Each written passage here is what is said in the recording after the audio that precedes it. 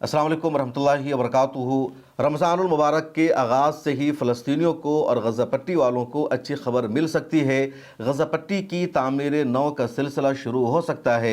गज़ा पट्टी में रमज़ानुल मुबारक के आमद की तैयारी की जा रही है।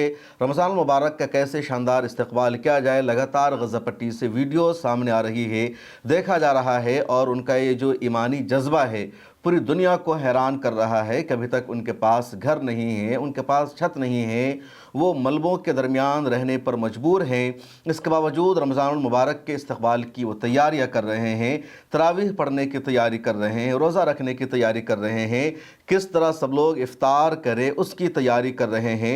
और यही गज़ा पट्टी का सबसे बड़ा मैसेज है कि तुम्हारा घर ज़मी दोज़ हो जाए, तुम्हारी जानें चली जाए, तुम्हारे रिश्तेदार ज़िंदा ना बचे, तुम्हारे माँ बाप, तुम्हारी फैमिली के लोग शहीद हो जाए, इसके बावजूद हौसला ना हारो, हिम्मत ना हारो।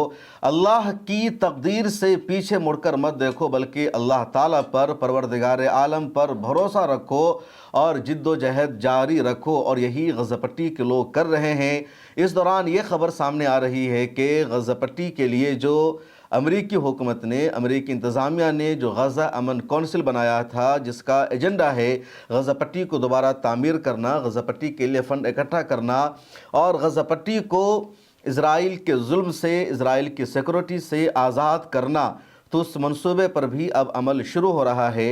और जुमरात को वाशिंगटन में, अमेरिका में गज़ा अमन कौंसिल का बाज़ाब्ता इजलास होने जा रहा है, जिसमें दुनिया के 20 ममालिक के सरबराहान भी शिरकत करेंगे। सऊदी अरब के रहनुमा भी, उसके अलावा तुर्की के रहनुमा भी और दुनिया भर के जो ममालिक हैं, ख़ासतौर पर जो मुस्लिम ममालिक के रहनुमा हैं, उनको गज़ा अमन कौंसिल में शिरकत के लिए बुलाया गया है। ये तमाम लोग गज़ा अमन कौंसिल में शिरकत करेंगे और वहीं फ़ैसला होगा कि गज़ा पट्टी की तामीर नौ कैसे होगी, कितने दिनों में होगी, फ़ंड कहाँ से आएगा।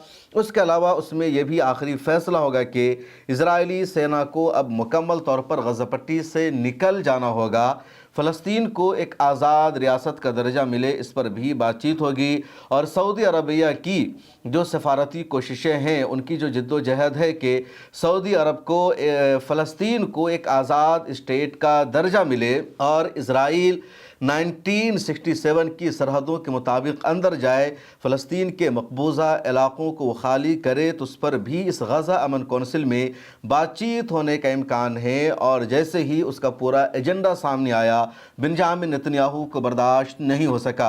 अभी 4-5 दिन पहले ही बेंजामिन नेतन्याहू अमेरिका गया था, अमेरिकी सदर के साथ उसने मुलाकात की, बातचीत की और उसने अपना एजेंडा पेश किया अमेरिकी सदर के सामने।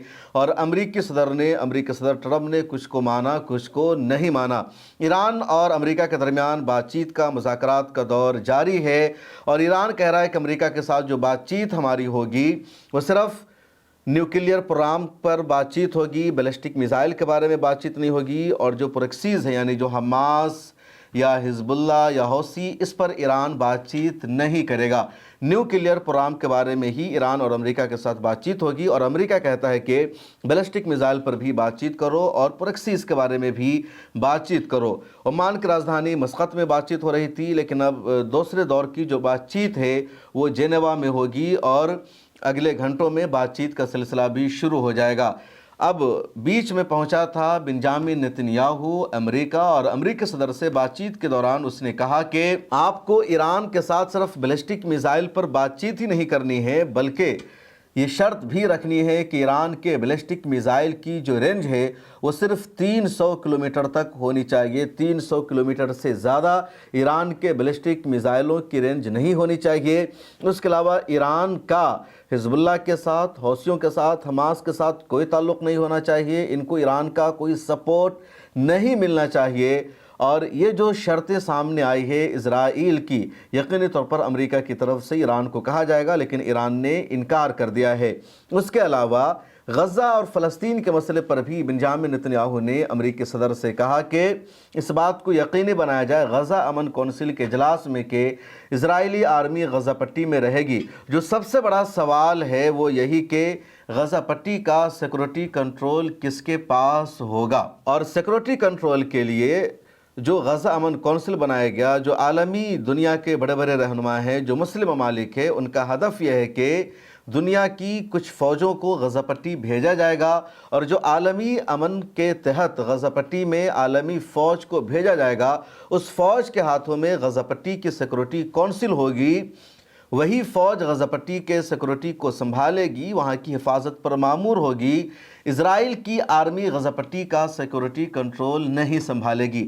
اسرائیل یہ چاہتا ہے کہ عالمی فوجیں غزہ پٹی میں نہ آئے، بلکہ اسرائیل کی آرمی غزہ پٹی کا سیکورٹی کنٹرول سنبھالے، اور امریکی صدر ٹرمپ نے اسرائیل کی اس شرط کو ماننے سے انکار کر دیا ہے۔ ادھر اب تک خبریں یہ سامنے آ رہی تھی کہ دنیا کے ممالک اپنی آرمی کو، اپنی فوج کو غزہ پٹی بھیجنے کے لیے تیار نہیں ہیں، لیکن اب کئی ملکوں نے باضابطہ اعلان کر دیا ہے کہ وہ اپنی آرمی کو غزہ پٹی بھیجنے کے لیے تیار ہیں۔ انڈونیشیا نے ایک ہفتہ پہلے ہی اعلان کر رکھا ہے کہ وہ 8,000 آرمی کو غزہ پٹی بھیجنے کے لیے تیار ہے۔ اس کے بعد اب اٹلی نے بھی اپنی آرمی کو بھیجنے کا اعلان کیا ہے، ترکی پہلے سے اعلان کر چکا ہے، کچھ اور ملکوں کا اعلان ہے، کچھ ممالک اپنی شرطیں لگا رہے ہیں۔ اسرائیل اس کی وجہ سے سب سے زیادہ حیران و پریشان ہے، اور اسرائیل یہ یہاں پر چاہتا ہے کہ عالمی فوجیں غزہ پٹی میں نہ آئے، اور اگر عالمی فوجیں آتی ہے تو صرف امریکی آرمی آئے یا ان دیشوں کی آرمی آئے جن کے اسرائیل کے ساتھ اچھے رشتے ہیں، اور وہ آرمی اسرائیل کی آرمی کی طرح کام کرے، اسرائیل کے ایجنڈا کے مطابق کام کرے۔ لیکن جب انڈونیشیا نے 8,000 آرمی کو بھیجنے کا اعلان کر دیا، ادھر ترکیہ لگاتار اعلان کر رہا ہے کہ وہ اپنی آرمی کو بھیجے گا، تو بنجامن نتنیاہو کی آنکھوں کی نیند اڑ چکی ہے، اور وہ لگاتار پریشانیوں کا شکار ہے۔ امریکی صدر ٹرمپ سے وہ وائٹ ہاؤس میں ملاقات کے دوران یہی کہتا رہا کہ آپ مجبور کر دیجئے کہ کوئی دوسری فوجیں نہ آئے، اسرائیل کی جو آرمی ہے وہ وہاں کی سیکورٹی کنٹرول کو سنبھالنے کے لیے کافی ہے، لیکن اس شرط کو سیدھے ریجیکٹ کر دیا گیا۔ غزہ پٹی کا جو تازہ معاملہ ہے اس کو سمجھے، آدھے غزہ پٹی پر ان دنوں حماس کا مکمل طور پر کنٹرول ہے، وہاں اسرائیلی آرمی نہیں ہے۔ جو 52-53% علاقہ ہے کہ یلو لائن غزہ پٹی میں کھینچ دی گئی ہے، تو آدھا غزہ جو اسرائیل سے نزدیک ہے وہاں کا سیکورٹی کنٹرول اسرائیل کے ہاتھوں میں ہے، اسرائیلی آرمی وہاں پر موجود ہے۔ اور جو معاہدہ ہوا تھا شرم الشیخ میں اکتوبر کے مہینے میں، اس 20 نکاتی ایجنڈا میں یہ بات واضح طور پر شامل تھی کہ اسرائیلی آرمی مکمل طور پر غزہ پٹی سے نکل جائے گی اور عالمی امن فوج وہاں کا کنٹرول سنبھالے گی۔ اب دنیا بھر کی فوجیں غزہ پٹی پہنچ رہی ہے، اور امریکہ میں جمعرات کو ہونے والے اجلاس میں اس پر بات چیت ہوگی۔ جیسے ہی وہاں کے کچھ نکات سامنے آ گئے، اسرائیل پیچھے ہٹنے لگا۔ اسرائیل کے پرائم منسٹر بنجامن نتنیاہو نے جمعرات کو ہونے والے اجلاس میں جانے سے منع کر دیا ہے، کیونکہ اس اجلاس میں زیادہ تر مسلم ممالک کے سربراہ ہوں گے، اور اسرائیل جس طرح غزہ پٹی کا کنٹرول اپنے ہاتھوں میں رکھنا چاہ رہا ہے وہ پوسیبل نہیں ہو پا رہا ہے۔ ادھر اسرائیل ویسٹ بینک میں نئی بستیاں بسا رہا تھا، اس نے باضابطہ پارلیمنٹ سے قانون منظور کر لیا، اس کے بعد اس کی وار کیبنٹ نے، کونسل نے بھی اس کو منظوری دے دی کہ یہودیوں کو لا کر بسایا جائے گا، لیکن امریکہ نے پہلی مرتبہ اسرائیل کے اس منصوبہ کو ریجیکٹ کیا۔ اس کے علاوہ تمام مسلم ممالک کی وزارت خارجہ نے ایک مشترکہ اعلامیہ جاری کیا، اسٹیٹمنٹ جاری کر کے کہا کہ ویسٹ بینک میں مزید اسرائیلی بستیوں کو بسانے نہیں دیا جائے گا۔ پچھلے دنوں میں نے آپ کو ایک نقشہ بھی بتایا تھا، اور وہ ویڈیو غالباً پبلک فیس پر آئی تھی، جہاں میں نے تفصیل سے بتایا تھا کہ فلسطین 1946 میں کتنا بڑا تھا، پورا فلسطین ہی تھا، اسرائیل کا کوئی وجود نہیں تھا۔ اس کے بعد 1947 میں جب یونائٹڈ نیشن نے فلسطین کی سرزمین کو تقسیم کر کے آدھا اسرائیل کو دے دیا، تو فلسطینیوں کا 54% علاقہ اسرائیل کے پاس چلا گیا، اور نقشہ یوں بن گیا، پہلے پورا فلسطین، پھر اس میں آدھا سے زیادہ اسرائیل بن گیا۔ پھر 1967 تک اسرائیل نے فلسطین کے بچے کھچے علاقے پر بھی قبضہ کر لیا، اور اب تقریباً صرف 5,000 سے 6,000 کلومیٹر کا علاقہ بچ گیا ہے جو فلسطین کہلاتا ہے۔ وہاں پر بھی فلسطینیوں کی خود مختاری نہیں ہے، وہاں پر ان کا سیکورٹی کنٹرول نہیں ہے، وہاں پر ان کی اپنی میونسپلٹی بھی نہیں ہے، کہیں پر ہے تو اسرائیل اس کو چلنے نہیں دیتا ہے۔ فیصلہ اسرائیل کا نگر نگم کرنے لگا۔ بہرحال 4,000 یا 5,000 کلومیٹر کا علاقہ سب کو ملا کر بچا ہوا ہے، غزہ پٹی کو ملا کر کے اور ویسٹ بینک کے علاقوں کو۔ غزہ پٹی کا تو جو پورا علاقہ ہے وہ 300 کچھ مربع کلومیٹر کا باقی ادھر ہے، اور جو پورا فلسطین ہے وہ 26,000 سے زیادہ کلومیٹر پر مشتمل ہے، مربع جو پورے ایک ملک کی پیمائش ہوتی ہے، اور اس میں اسرائیل اب 20 سے 21,000 مربع کلومیٹر پر قابض ہو چکا ہے۔ اتنے بڑے علاقے کو اس نے آکیوپائی کر لیا ہے، اور فلسطینیوں کے پاس میں اب صرف 5,000 کلومیٹر کا علاقہ ہی بچا ہے، اور وہاں بھی اسرائیل اپنی بستیاں بسانا چاہ رہا ہے۔ تو پچھلے دنوں امریکہ نے اس کو ریجیکٹ کر دیا تھا، تمام ممالک کھل کر سامنے آئے، اور اب جب غزہ پٹی میں تعمیر نو کی بات چیت ہو رہی ہے، امن کونسل کا اجلاس ہونے جا رہا ہے، تو اس میں اسرائیل کو پیچھے ہٹنے کو کہا جائے گا۔ اس کے علاوہ حماس کو ہتھیار ڈالنا ہوگا یا نہیں ہوگا، اس پر فی الحال اب بات چیت کم ہو رہی ہے۔ تو ان چیزوں نے بنجامن نتنیاہو کی نیند اڑائی ہے، اور وہ وہاں جانے سے انکار کر رہا ہے۔ ادھر انڈونیشیا نے 8,000 آرمی کو بھیجنے کا نہ صرف اعلان کیا ہے بلکہ اپنی شرطیں بھی بتا دی ہے، اپنا کام اور ویژن بھی انڈونیشیا نے بتا دیا ہے، اور یہ اسرائیل کے لیے بڑا جھٹکا ہے۔ انڈونیشیا کا کہنا ہے کہ یونائیٹڈ نیشن کی سلامتی کونسل کی قرارداد نمبر 2803 جو 2025 میں ہی منظور کی گئی، اس کے مطابق انڈونیشیا اپنی آزادانہ فورن پالیسی کے مطابق انڈونیشیا میں آرمی کو بھیجے گا، لیکن 12 بیسک اور بنیادی شرطیں ہیں انڈونیشیا کی۔